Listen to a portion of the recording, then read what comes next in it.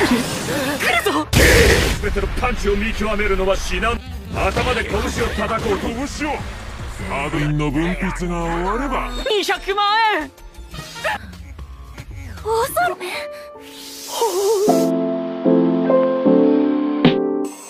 Halo para animers yang taunya cuma rebahan sambil nonton menggunakan wifi tetangga. Gimana kabar kalian? Apakah masih aman wifi tetangganya? Nah, di video kali ini Mimin akan menceritakan atau membahas salah satu anime summer terbaru kali ini, yaitu anime action yang berjudul Kenkadoku Gaku yang sekarang udah nyampe ke episode ketiga. Nah, buat kalian nih ya yang penasaran dengan apa yang akan terjadi di anime terbaru kali ini, langsung saja siapkan minuman, kencangkan celana dalam, dan yaps, tanpa banyak bacot, langsung saja kita ke alur ceritanya. Slepeu.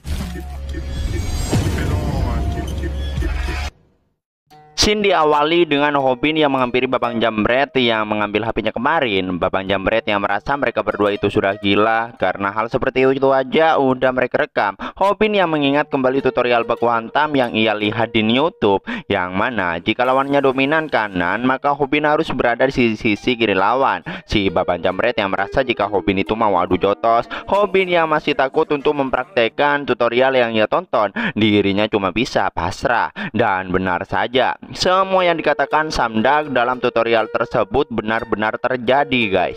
Dan cara Babang Hobin agar bisa menerima pukulan tanpa rasa sakit, inilah yang dia lakukan.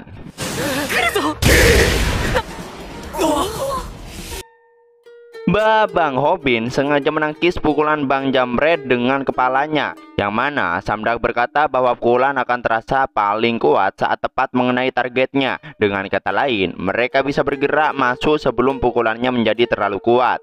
Ji-hyuk sebagai kameramen cuma bisa tercengang melihat aksi Hobin yang sengaja kena pukul. Sambil terus mengingat tutorial Samdag, Hobin pun mulai percaya jika tutorial tersebut benar, karena dirinya tidak merasa kesakitan saat menerima pukulan Bang Jambret. Tapi kali ini Hobin bingung dengan apa yang harus dirinya lakukan. Di tengah Hobin yang berpikir, Babang Jambret nampak kembali menerbangkan kepalan tangannya. Hobin yang reaksinya terlalu lambat, tapi ternyata dia berhasil menghindari pukulan Babang Jambret itu, guys. Bahkan Hobin merasa kebingungan kenapa pukulan abang itu bisa meleset. Nah, secara tidak sadar Hobin itu mempraktekkan teknik-teknik boxing yang dikatakan oleh Samdag, yaitu having, teknik yang menggerakkan bagian atas tubuh untuk menghindari pukulan. Meski Hobin itu secara tidak sadar melakukan hal tersebut, bukannya gimana gitu kayak si Hobin ini malah makin OP aja, anjir.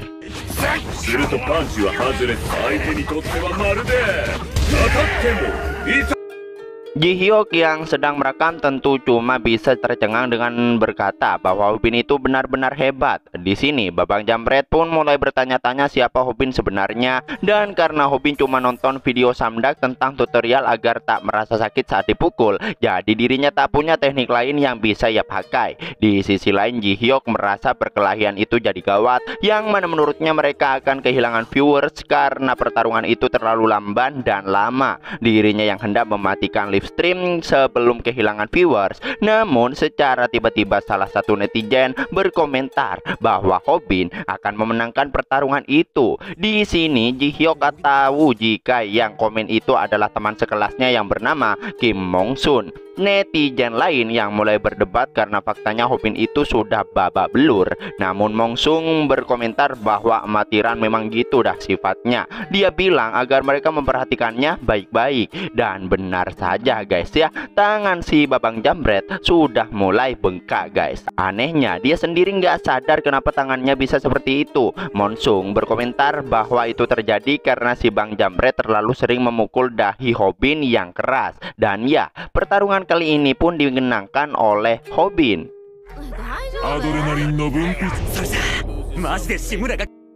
Meski muka Babang Hobin bonyok, tapi ia sangat senang sekali karena berhasil mendapatkan HP-nya kembali. Ji-hyuk yang khawatir, tapi menurutnya itu tak masalah karena kali ini mereka berhasil mendapatkan banyak fans. Nah, singkat cerita, setelah mereka berhasil mendapatkan total total 25 juta viewer dalam 4 video yang mereka tayangkan. Alhasil mereka pun mendapatkan gaji pertamanya dengan jumlah 2 juta yen guys. Mendapatkan uang sebanyak itu dengan mudah, tentu saja mereka sangat senang. Di sini Hobin yang masih belum mengetahui banyak hal tentang YouTube, termasuk jam tayang, AdSense, dan lainnya. Sebagai sesepuh, Ji Hyuk pun menjelaskan lebih dalam lagi tentang apa itu YouTube. Singkat cerita, dengan adegan perkelahian mereka itu, Ji Hyuk bilang jika mereka itu beruntung masih belum mendapatkan tanda kuning, yaitu tanda yang membuat para YouTuber jadi pusing. Seperti gua, udah enak-enak penonton naik, malah dapat dolar kuning.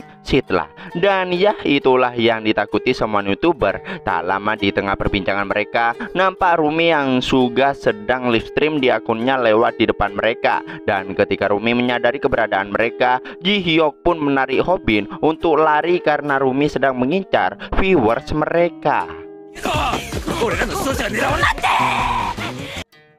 Singkat waktu, di sore harinya, setelah mereka berhasil kabur, secara nggak sengaja Hobin melihat outfit keren yang terpajang, yang mana menurutnya harganya itu di kisaran 30 atau 40 ribu yen. Dan karena baru dapat gaji, Hobin jadi ingin membeli outfit tersebut. Tapi setelah melihat harga yang sebenarnya, yaitu 140 ribu yen, dan menurutnya harga tersebut sama dengan total dirinya menggaji si Ji Hyuk. Namun ketika dirinya memanggil Ji Hyuk, dan ternyata si Babang Ji Hyuk itu udah ada di tempat kasir dan membeli outfit yang diinginkan oleh Hobin itu guys. Bahkan ia membayarnya sekaligus. Melihat itu tentu Hobin sangat terkejut karena harganya itu sama seperti gaji Ji Hyuk dalam sebulan. Namun sebagai partner yang pengertian, Ji Hyuk membelinya agar outfit Hobin saat live stream semakin membuat viewers tertarik. Di tengah dirinya yang kebingungan untuk menghabiskan uangnya yang sangat banyak, secara tiba-tiba notifikasi berbunyi yang pastinya itu pesan dari Bomi. Bahkan Hobin sangat terkejut ketika membaca pesan itu. Entahlah apa isi pesan tersebut, tapi nantinya kalian juga bakal tahu. Singkat cerita, di keesokan harinya nampak Hobin yang berada di tengah keramaian, yang mana ia merasa bodoh karena telah membeli outfit seharga 140 ribu yen. Tapi setelah orang-orang yang melihatnya pun memuji bajunya yang bermerek, dirinya pun jadi berubah pikiran dan senang karena dirinya telah membeli baju tersebut. Namun dirinya heran kenapa di tempat itu dipenuhi dengan orang-orang yang outfitnya itu couple. Dan karena dirinya tidak bisa tenang, Hobin pun mulai melakukan live stream. Baru aja mulai, orang-orang langsung melihat ke arah Hobin semua. Mereka yang tahu siapa sosok Hobin dalam YouTuber, naasnya mereka mengecap Hobin sebagai YouTuber yang mencari masalah hanya demi mendapatkan uang. Bahkan ada juga yang tahu bahwa Hobin lah yang membuat channel Pak Go jadi menurun. Begitu banyak cacian yang dilontarkan pada Hobin oleh orang-orang di sana. Untungnya netizen Indonesia nggak ikutan. Andai saja ikutan, auto tutup channel tuh si Hobin.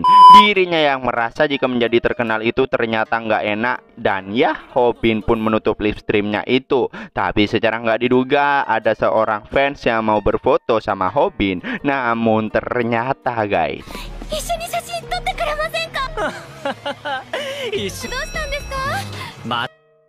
kasihan banget dah tuh nasib Bang Hobin. Tak lama orang yang bernama Jiwon ini menghampiri seseorang untuk dijadikan bahan kontennya. Namun orang itu tidak mau karena sudah mempunyai janji dengan orang lain, yang mana ternyata itu adalah Bomi yang sedang mencari Hobin. Bomi meminta maaf pada Hobin karena dirinya datang terlambat. Dan ternyata guys, secara kebetulan pakaian yang mereka kenakan itu sama live stream yang ternyata masih belum dimatikan. Para netizen pun berkomentar bahwa Hobin punya pacar. Terus kita ditunjukin kisah keseharian Hobin yang selalu iri pada anak-anak populer, sedangkan dirinya udah pendek, pengecut, tak bisa olahraga, dan nilai-nilainya juga biasa-biasa aja. Dirinya tidak kaya dan selalu merasa malu pada dirinya sendiri. Hobin berpikir bahwa setidaknya ia bisa jago bertarung seperti Pak Go. Dirinya pun sadar bahwa yang lemah harus tunduk.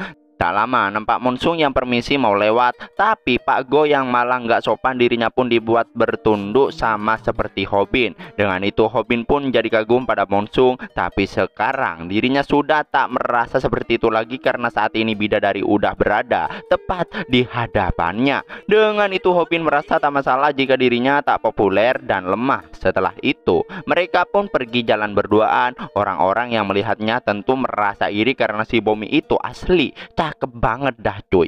Namun nampak seseorang yang kayaknya memata-matai mereka berdua. Saking kelepek-kelepeknya si Babang Hobin, dia sampai ngehalu guys. Yang mana ia baru pulang bekerja dari departemen dan disambut oleh istrinya yaitu Bomin. Bahkan ia juga membelikan bunga untuk istrinya itu. Bomi yang bingung dengan salah satu buket yang tak ada bunganya. Parahnya dia tuh halunya udah kelewat batas anjir. Malah pakai udah punya anak segala lagi tuh. Buset dah. Dan ketika anaknya bilang agar ayahnya cepat membuka mata, dan ya sadar-sadarnya mereka udah ada di dalam kafe. Parahnya Hobin itu halus sampai birahi gitu guys. Hobin bilang pada Bomi bahwa dirinya itu suka kafe. Di sini ekspresi Bomi jadi berubah karena tingkah konyol Hobin itu guys. Melihat itu Hobin pun jadi merasa jika Bomi itu bosan dengan pria sepertinya. Tidak hanya itu, di sini Hobin kembali mendengar cacian buruk mengenai dirinya. Dengan itu dirinya pun semakin overthinking. Setelah pesanan mereka datang, Bomi yang sangat gembira, sedangkan Hobin malah murung dan jarang bicara. Bahkan ketika Bomi ini bertanya mereka akan pergi kemana setelah itu, Hobin hanya menjawab dengan sangat singkat. Bahkan semua pertanyaan Bomi, Hobin menjawabnya dengan cuek. Nah, dengan semua perlakuan itu, Bomi pun jadi berkata bahwa Hobin memang menarik saat mereka chattingan, tapi dia malah jarang ngomong saat mereka bertemu langsung. Bomi pun langsung pergi meninggalkan Hobin sendirian. Nah, tapi saat inilah Babang Hobin mulai mengungkapkan semuanya guys.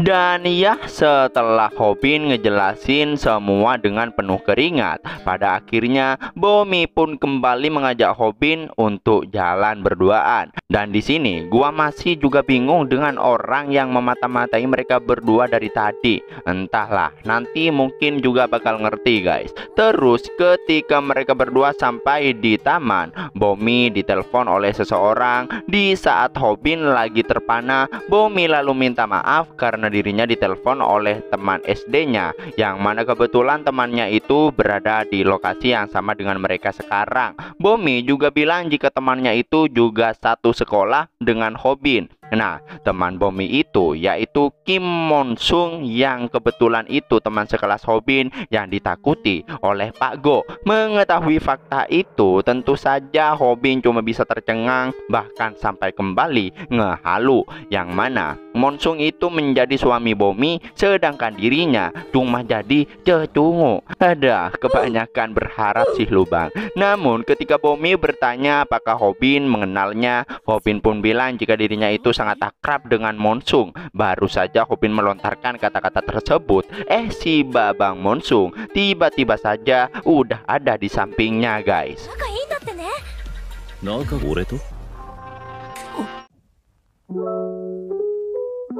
Dan ya, itulah akhir dari anime Kenka Dokugaku episode ketiga. Gimana guys? Penasaran gak nih dengan apa yang akan terjadi pada hubungan Babang Hobin dan Bomi? Nah, buat kalian yang penasaran dengan apa yang akan terjadi di episode berikutnya, makanya pantengin terus channel Anime Senpai. Jangan lupa like dan subscribe-nya. Terima kasih buat kalian yang udah nonton sampai akhir. Sampai jumpa di video berikutnya. Selepeu.